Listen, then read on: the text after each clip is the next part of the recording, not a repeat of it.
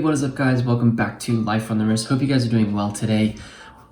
When you get into vintage watches, immediately you want to start buying watches and adding to your collection, but I actually think that a lot of the times vintage watch enthusiasts make mistakes when they start getting into figuring out what vintage watches they want to purchase as one of their first vintage watch purchases.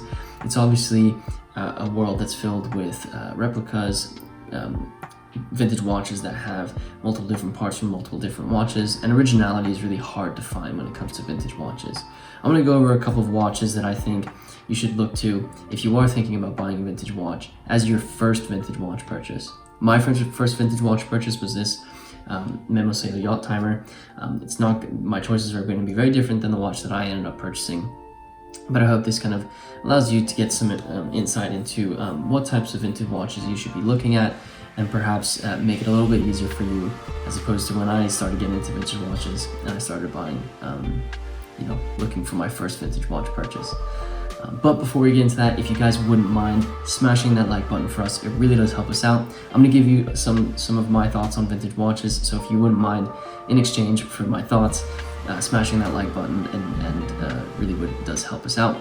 Also, if you like these types of videos, be sure to hit the subscribe button and make sure your notifications are turned on so you know when we upload, which is Monday, Wednesday, Friday, but you might as well turn the bell icon on. So my first watch that I would suggest if you are just getting into vintage watches is something that I've spoken on the channel that I think is tremendous value when it comes to vintage watches, and that is the Le Coultre Memovox, or just the Le Coultre Memovoxes. JLC is a brand that really produced movements for a lot of other companies. They created base movements that were sold to other companies, and those watch manufacturers used those, made some modifications to them, and put them in their own watches.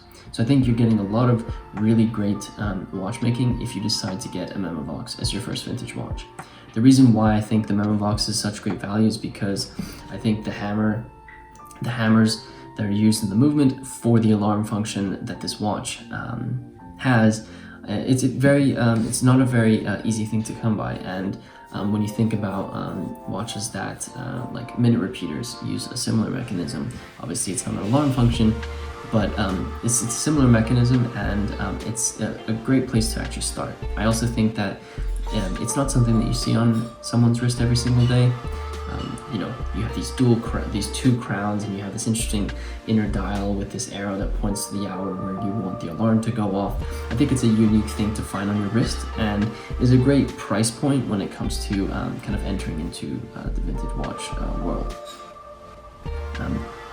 I will say it's hard to find a Memovox that is in all original condition, so you want to make sure you do a lot of research before you end up pulling the trigger on a specific Memovox that you find. A lot of the times the crowns are replaced, the dials are refinished, and you want to just make sure that either you're okay with those changes that have been made to that specific watch that you want to purchase, or you find something that's all original and you've done your research in order to identify what would be considered all original. So that's my first suggestion, Le Coultre Memovox. I will also say JLC makes some really beautiful vintage watches. They're a little bit smaller, anywhere from 32 millimeters up to 36, 37 millimeters, but you can still really enjoy these, and I think if you are looking to get a vintage watch, this is a good place to start. The next place I would go is Vintage Longines. Vintage Longines is something that I think just on its own is kind of undervalued. A lot of the times these watches are a little bit smaller and harder to find some of those large diameter versions of these watches, but there's a lot of variability in the types of vintage Longines that you can find out there, which is why I think it's a lot of value. Also, these are relatively cheap if you compare it to something like a vintage Omega. These watches are less expensive, oftentimes in better condition. Oftentimes, when I say better condition, I mean that the watches are not super beat up or have replacement dials, or the case metal is coming off. These can often be found in fairly good condition.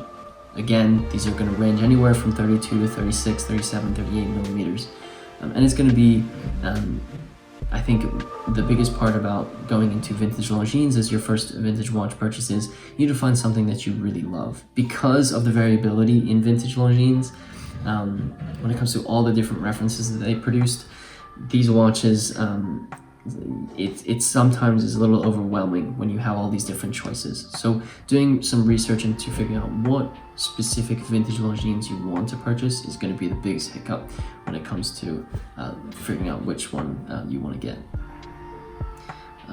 So vintage Longines is my second suggestion. I mentioned them previously, but I think vintage Omega still has a lot of value in the vintage watch world already, and I think people are starting to realize that these watches really are. There are some beautiful vintage Omega examples, especially in the Seamaster line, that you can pick up for a fairly good price. One of the things that I think is really interesting about the vintage Seamaster again is the variability in the different types of references that you can find. The different types of reference. One of the things that I find very interesting with vintage Omega Seamasters is the variability in the types of Seamasters that are out there. There are so many different types. I think there's going for a specific caliber in your vintage Omega might be very important. I think some calibers are a little bit inferior to some other calibers. I can do another video kind of discussing some of those calibers, but caliber 500s I think are fairly good value. Caliber 600s are also fairly good value, and are going to tick very, very nicely. So again, same with vintage Longines, figuring out what type of vintage Omega you want to go for is extremely important. I mentioned the Seamaster, but I will also mention the vintage Speedmasters. I think vintage Speedmasters are a great place to start. One, because collectors really, really love them. And two, because there's so much information about vintage Speedmasters out there. It allows your research process to be a lot easier, and it makes your purchasing of a vintage Speedmaster a lot easier, because there's so much information out there that you can double check when you're about to pull the trigger on something. I also think these are reasonably priced, considering all things considered, when it comes to vintage watches. Vintage watches can be very, very expensive, and I acknowledge that. But Speedmasters are still reasonably priced when you consider what you're getting for Speedmasters. And then the last thing that I think you should look at, and this is probably no brainer to you, but that's vintage Rolex. I think a great sweet spot for vintage Rolex is obviously the Datejust reference 1601, 1603, 1600. You can even look at vintage Rolexes, just the vintage Rolex dates like 1500, 1501. These are still, I think, a place where you can really find something that you really enjoy, and you can get that brand heritage that perhaps you're looking for. These watches come in between 34 and 36 millimeters, so again, it's a smaller watch if you're someone who's used to wearing a modern watch, like that's around 40, 41, 42 millimeters, or 38, 39. So smaller on your wrist, but I think that's if you're buying a vintage Datejust, it's kind of what you're going to be getting into. And of course, I don't think I could make a vintage watch video if I didn't mention the vintage Rolex Submariners. Obviously, there's a cult following when it comes to vintage Rolex Submariners. It's really where, in my opinion, vintage watches really took off when people started talking more about vintage Submariners. And so this is obviously a great place to look. 5513s are probably where I would start. It's a sweet spot, but you can go to things like double red C,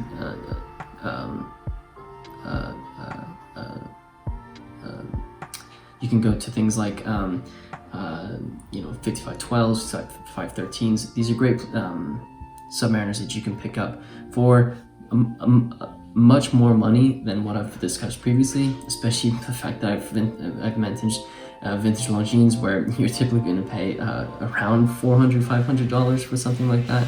Submariners are definitely on the opposite end of the spectrum. But this is maybe a progression that you could take, going from things like vintage Lecoultre to Longines to Omega, and then building your way up to a vintage Submariner. So I hope these suggestions were helpful to you, and I'm always open to discussing these with you. So be sure, if you have questions about maybe a watch that you're looking at purchasing, or you want help looking for a specific reference, let me know, and I'm totally open to talking about it. We're on all social medias, like Instagram, Facebook, Twitter. Don't feel free to send us a message, and we'd be glad to help you. I hope you enjoyed this video where we discuss some of the watches you should consider if you are looking to buy your first vintage watch. Like I said, I'm always here to help, and I hope these picks were somewhat helpful to you. I could make a video about just about any of these watches as well, so maybe I'll do that in the future. If you did not do it in the beginning of the video, be sure to hit that like button for us. It really does help us out. And also subscribe to the channel if you like these types of videos. And with that said, guys, I hope you enjoyed this video, and until next time.